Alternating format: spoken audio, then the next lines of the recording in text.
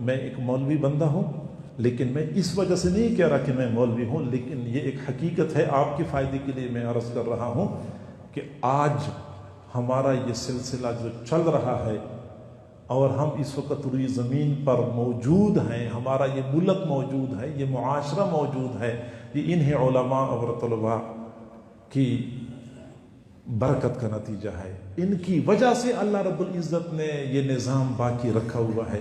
کبھی آپ نے غور کیا ہے؟ ہم تو صرف یہ کہتے ہیں نا یہ مولوی اور یہ قاری اور یہ حافظ اور یہ کون ہوتے ہیں، معاشرے میں کوئی مقام نہیں ہے، 8 سال گزار دیے صرف اسی بات پہ کہ ٹخنوں کو اوپر کرنا ہوتا ہے، مدرسوں میں 8 سال صرف یہ چیز سکھائی جاتی ہے، استنجا کس طرح کرنا ہوتا ہے اور شلوار کتنی اونچی رکھنی ہوتی، یعنی ہم تحقیر کرتے ہیں۔ ہم سمجھتے ہیں کہ شاید سب سے گھٹیا طبقہ ہمارے معاشرے کا یہی ہے۔ کئی مرتبہ لوگ یہی باتیں کرتے ہیں کہ ہمارے ملک کے اندر اصل فساد تو ان لوگوں کا برپا کردہ ہے اور یہی لوگ ہیں جو تمام تر خرابیوں کی ذمہ دار ہیں۔ میرے بھائیوں، میں کہتا ہوں، میں بہت زیادہ یقین سے یہ بات کرتا ہوں کہ اگر یہ علماء اور یہ طلباء، یہ راتوں کو اٹھ اٹھ کے قرآن پڑھنے والے حفاظ اور قرآن و حدیث کی تکرار کرنے والے طلباء اگر مدرسوں میں نہ ہوتے تو یہ ملک کب تہوالا ہو چکا ہوتا۔ سابقہ امتوں میں کوئی ایک خرابی آتی تھی، ایک خرابی کی وجہ سے امت پوری کی پوری عذاب میں مبتلا ہو جاتی تھی، اور آج اس امت کے اندر ساری خرابیاں موجود ہیں۔ کیا حضرت شعیب علیہ السلام کی قوم کی خرابی ہمارے اندر نہیں ہے؟ کیا حضرت لوط علیہ السلام کی قوم کی بیماری ہمارے اندر نہیں ہے؟ تم لوگ نہیں دیکھتے آئے روز میڈیا پہ کیا نظر آتا ہے، کیا خبریں چلتی رہتی ہیں؟ کیا حضرت صالح علیہ السلام کی قوم کی خرابی ہمارے اندر نہیں ہے؟ کیا عاد و سمود کی خرابیاں ہمارے اندر نہیں ہیں؟ لیکن اس کے باوجود کیوں یہ نظام چل رہا ہے؟ آخر اللہ رب العزت کے عذاب کو کس نے روکا ہوا ہے؟ حضرت شاہ ولی اللہ رحمۃ اللہ علیہ نے فرمایا کہ میں کشف کی نگاہ سے دیکھتا ہوں، کشف کی نگاہ سے دیکھتا ہوں کہ ایک بستی والوں کے اعمال اتنے بگڑ جاتے ہیں کہ اللہ تعالیٰ کو جلال آتا ہے، فرشتوں کو حکم دیتا ہے کہ جاؤ اور ان کے نیچے سے زمین کو اٹھا کے الٹا کر دو، سب کو تباہ و برباد کر دو۔ فرشتے زمین پہ آتے ہیں، دیکھتے ہیں مسجد میں کچھ طلباء قرآن پڑھ رہے ہوتے ہیں، فرشتے اللہ تعالیٰ سے عرض کرتے ہیں کہ اللہ آپ نے تو ہمیں بھیجا ہے کہ لوگوں کے نیچے سے زمین کو الٹ دو، وہاں تو کچھ بچے قرآن پڑھتے ہوئے نظر آ رہے ہیں۔ اللہ تعالیٰ فرماتے اچھا پھر بستی والوں سے 40 سال کے لیے عذاب کو مؤخر کر دو۔ قرآن پڑھتے ہوئے نظر آ رہے ہیں، 40 سال کے لیے عذاب کو مؤخر۔ ہم نے کبھی غور کیا ہے عشاء کے بعد ہمارے ملک کی 70% آبادی اللہ رب العزت کی نافرمانی میں لگ جاتی ہے۔ 70% لوگ،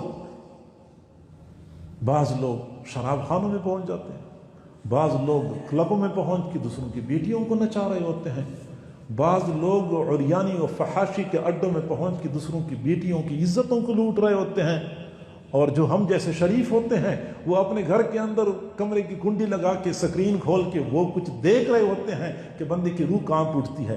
گویا کہ یہ تو وہ شریف لوگوں کا حال ہے، کیونکہ باہر جا نہیں سکتے شرم کے مارے، تو اپنے کمرے کے اندر جو کچھ کر سکتے ہیں وہی کچھ کرتے رہتے ہیں۔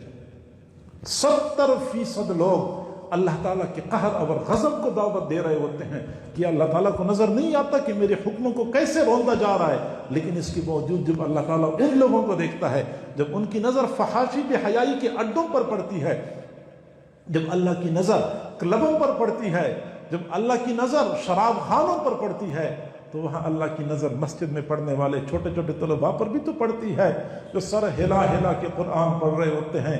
مدرسوں کے اندر عشاء کے بعد تکرار کرنے والے طلباء پر بھی تو اللہ کی نظر پڑتی ہے، جس کی وجہ سے اللہ رب العزت کے قہر اور غضب کے فیصلے رک جاتے ہیں۔ صبح کا وقت ہو جاتا ہے، رات 1-2 بجے تک تو ہم اللہ کی نافرمانی کر رہے ہوتے ہیں، صبح کے وقت کہاں اٹھنا نصیب ہوتا ہے۔ 70% لوگ بستروں میں پڑے ہوتے ہیں۔ اللہ کی طرف سے نمائندہ اعلان کرتے ہیں کہ وہ لوگوں اللہ نے اپنے دربار میں بلایا ہے، اللہ نے اپنے دربار میں بلایا ہے، ہم اللہ کے دربار میں حاضری نہیں دیتے۔ ایسے چو کبھی تھانے میں بلائے کہ آپ کے خلاف کسی نے درخواست دی ہے، میرے پاس پہنچ جاؤ، اس دن ہم ناشتہ جلدی کرتے ہیں، کہتے ہیں ایس ایچ او نے بلایا ہوا ہے، دیر نہ ہو جائے وہ ناراض ہو جائے گا، وہ ایس ایچ او بلائے تو اس کے جانے کے لیے ہم اتنے بے قرار، جبکہ اللہ نے بلایا ہوا ہے اور ہم نہیں جا رہے، گویا کہ ہم نے اللہ کو ایک ایس ایچ او کے برابر بھی نہیں سمجھا ہوا، نہیں جاتے۔ اللہ کا منادی اعلان کرتے کرتے تھک جاتا ہے، اس مسجد سے آواز آ رہی ہے، اس مسجد سے آواز آ رہی ہے، اس مسجد سے، ایک ہی وقت میں کئی مسجدوں کی آواز ہمارے کانوں میں پہنچ رہی ہوتی ہے۔ اللہ فرماتے ہیں، اللہ کا نمائندہ کہتا ہے کہ اللہ کے دربار میں حاضری دے دو، ہم نہیں جاتے، اوندھے منہ بستروں میں پڑے ہوتے ہیں، پرواہ نہیں کرتے۔